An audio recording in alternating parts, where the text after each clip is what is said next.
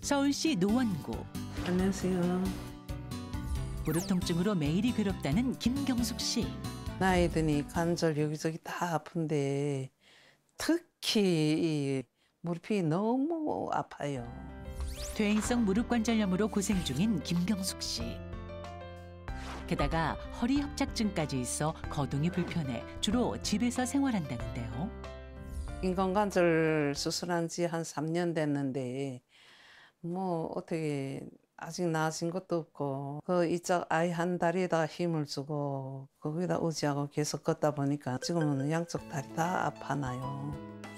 그렇다면 김경숙 씨가 느끼는 무릎 통증 증상엔 어떤 것들이 있을까요? 첫 번째, 무릎이 아파 오래 서 있기 어렵다. 많이 걸으면 무릎이 막 아프고 쑤시고 넘어진 적도 한두 번 아니라 한 5, 6번도 더 넘어요. 두 번째, 장시간 앉아 있으면 무릎이 붓는다. 무릎이 계속 이렇게 부으니까 억지로 내절로 이렇게 마사지를 해줘야만이 좀 그렇지 않으면 계속 통증이 반복되고 붓기도 계속되고 찌도 일어나서 밤에는 잘 자지 못해요. 세 번째, 식사량을 조절해도 적은 활동량에 소화불량이 심해진다. 진짜 밥알이 하나를 넘어가도 그거 소화시키지 못하고 그래서 매일 하루 3번 소화제를 먹어야만이 살 수 없어요. 젊은 시절 57kg이던 체중이 지금은 75kg. 늘어난 체중도 김경숙 씨의 무릎 관절염을 악화시킨 원인 중 하나일까요? 이젠 더 이상 아픔 없이 일상을 되찾고 싶다고 합니다. 3년 전에 무릎 인공관절 수술 받았는데 여전히 계속 아파요. 어떻게 해야 이 통증이 줄어들 수 있는지 정말 알고 싶습니다. 무릎은 수술해도 아프고 안 해도 아프다 이런 말이 있는데 아니 수술한 3년이 지났는데도 어떻게 통증이 있을까요? 송 교수님 왜 그런 걸까요?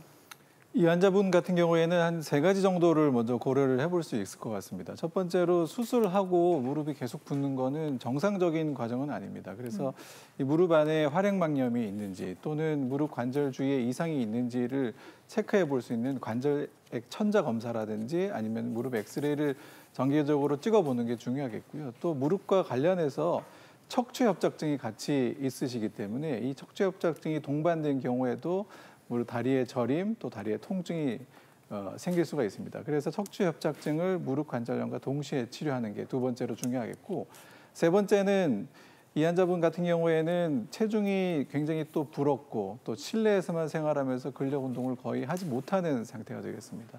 이러한 과체중과 근력 운동 부족으로 인한 주변의 근력 약화가 무릎 통증을 유발할 수 있는 원인이 됩니다. 그래서 실제로 무릎 관절 수술을 하고 나서도 무릎 관절 운동을 지속적으로 하고 끊임없이 체중 관리를 해줘야지만이 또 무릎 증상을 개선시킬 수 있다고 보겠습니다. 네, 적절한 근력 운동을 강조해 주셨는데요. 네. 재활의학과 교수님, 우리 박윤길 교수님께서 사례잡기 운동 처방 내려주신다면 어떤 게 좋을까요? 예, 저 무릎이 굳어 있다고 하면 사실은 수술 전부터 그 관절 운동을 하시는 게 도움이 되는데요. 수술에도 굳어 있다고 하면 적극적인 관절 운동을 해야 되고요. 수술 직후에는 다리 들어올리기, 무릎 구부리기 정도의 이제 운동을 하다가 좀 더 이제 쓸 수 있게 되면은 서서 체중 이동하기, 또 수영장에서 걷기, 실내 자전거 타기 같은 점진적인 체중 부하 운동이 필요합니다. 제가 사례자분께 좀 도움이 될 만한 운동을 좀 알려드릴까요? 네네. 앞에 나가서 함께 배워볼까요? 네. 자, 그래도 무릎 수술은 아니지만 발 골절 수술을 받았던 서태훈 씨 재활운동 박 교수님과 함께 해보겠습니다. 예, 우선 수술 직후에 할 수 있는 운동은요. 보통은 이제 일정 기간 침상 안정을 하셔야 되기 때문에 누워 있다고 생각하시고 이런 뭐 수건이나 아니면 쿠션 같은 거를 무릎 밑에다가 이렇게 넣으셔가지고요.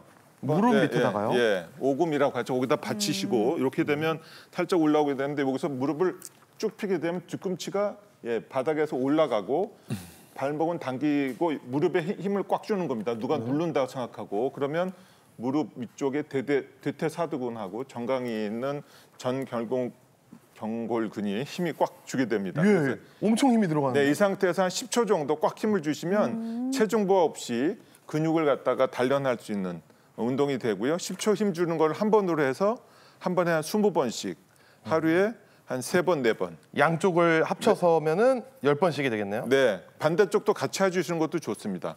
할 때는 숨을 꽉 참지 마시고요. 그렇게 되면 또 혈압이 약간 올라갈 수 있어서 하나, 둘, 9, 10하고 쉬고 이걸 20번 반복하는 운동이 되겠습니다. 이게 처음에는 쉬웠는데 한 3번째 되니까 좀 몸이 떨려요. 네, 관절에 부담 없이 체중부 없이 근력 운동을 할 수 있는 좋은 방법이 되겠고요. 네, 어우, 단단해. 또 하나는 관절을 안 움직여서 굳는 경우가 있다고 말씀드렸잖아요. 네. 그러면 다리를 이렇게 올려서 그 본인이 할 수가 있는데 처음에 좀 불편하기 때문에 잘 안 하게 되세요. 그러면 이런 수건을 발목에 감싸시고 이렇게요? 예, 최대한 구부릴 수 있는 구부린 다음에 거기서 조금 더 당겨서 네. 무릎이 약간 불편감이 있을 정도까지 와서 한 10초, 15초 머무는 겁니다. 이게 관절 운동 범위가 되는데 저는 발을 올리려고 하는 건가요? 예, 이렇게 하셔도 됩니다. 그런데 관절 운동 범위 증가하는 운동에 포함해서 다리를 피려고 하고 수건은 당기려고 당기고. 하면 처음에 말씀드렸던 관절 주변 근육 강화 훈련도 같이 됩니다. 예. 이렇게 한다면 이것도 한 10초, 15초 머물렀다가 힘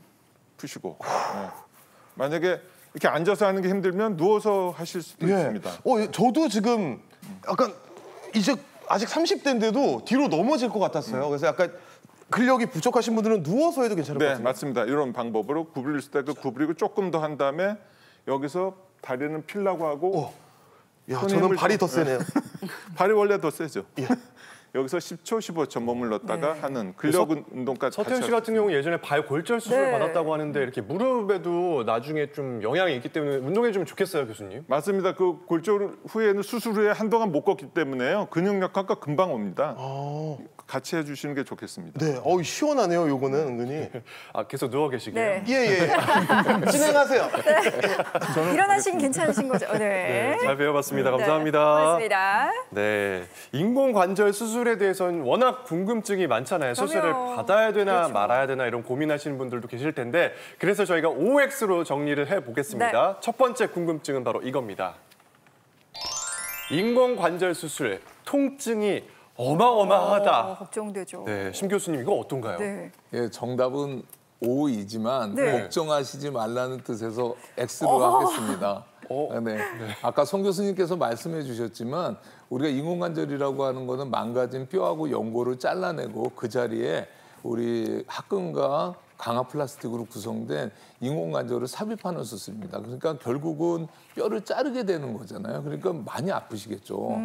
당연히 이런 사실들을 의사 선생님들이 잘 알고 계십니다. 그렇기 때문에 과거에는 단순히 진통제만 드렸다면요. 네. 요즘은요. 수술 전에 소염제, 그다음에 수술 중에는 관절 주위에 주사도 드리고요. 그다음에 수술 후에는 신경차단술이나 아니면 통증 조절 주사도 같이 드려서 수술에 이렇게 전 과정에서 통증 조절을 하기 때문에 너무 걱정하지 않으셔도 됩니다. 최대한 아프지 않게 아프지 조절하는군요. 않게. 중요하죠. 맞습니다. 네. 자, 무릎 인공관절 수술 이것이 궁금하다. 자, 두 번째 질문은요. 인공관절 수술하고 나면 뻗정다리 된다. 아니, 그러니까 굽혔다 폈다가 조금 힘들다 이 말씀인데 송 교수님 어떤가요? 그래서 정답은 저는 생각하기에는 X라고 생각이 되고요. 뭐 무릎 인공관절 수술을 하게 되면은 앞서 설명드린 대로 완전히 구조가 바뀌게 됩니다. 바뀌게 되면서 일부 환자분들 중에서는 구부림이 좀 덜해지는 분들이 분명히 있을 수는 있습니다. 그렇지만 인공관절 하신 분들 주변에 살펴보시면은 양반 다리부터 해서 쪼그리 앉기까지 가능하신 분들이 있는 반면에 네. 또 관절 운동이 조금 제한되는 분들이 있습니다. 이런 거는 수술 전에 관절 운동 범위가 얼만큼 됐었느냐, 또 환자의 유연성이 얼마냐가 또 영향을 많이 미치게 되겠습니다. 하지만 대부분의 환자들은 120도 이상의 무릎 굴곡이 가능하기 때문에 일상적인 걷기나 의자에 앉기, 또 양변기 사용하기, 또 계단 오르기 등은 충분히 가능한 것으로 생각이 됩니다. 네, 무릎 인공관절 수술에 대한 세 번째 궁금증 OX로 살펴보겠습니다. 네. 다음은요. 골다공증, 당뇨병, 그리고 고혈압이 있으면 수술을 못한다?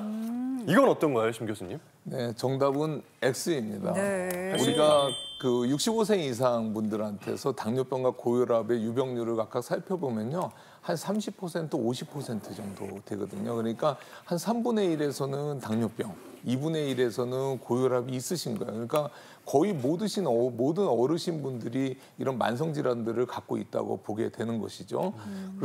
그렇지만 우리가 정도에 따라서는 약간씩은 다를 수는 있겠지만 우리 내과 선생님들이 잘 수술 전을 관리를 해주신다면은요, 우리가 그런 기저질환이 없는 분들과 마찬가지의 결과를 보이게 할 수 있습니다. 골다공증 같은 경우는 70세 이상에서 우리가 68.7%로 약 3분의 2에서 골다공증 소견을 보이고 있는데요. 이런 골다공증은 뼈에 작용을 하고 그렇기 때문에 수술에 대해서 직접적인 작용이 되기는 해서 우리가 수술할 때 좀 조심은 하셔야 되거든요. 그렇지만 수술 후에 우리가 잘 걸어 다니시면 이런 골다공증도 같이 좋아지는 효과를 보이게 됩니다. 그렇기 때문에 골다공증 같은 경우에는 우리가 인공관절 수술 중에서는 조심해야 되는 질환이지만 네. 수술이 끝나고 나면 극복될 수 있는 질환이라고 할 수 있겠습니다. 네.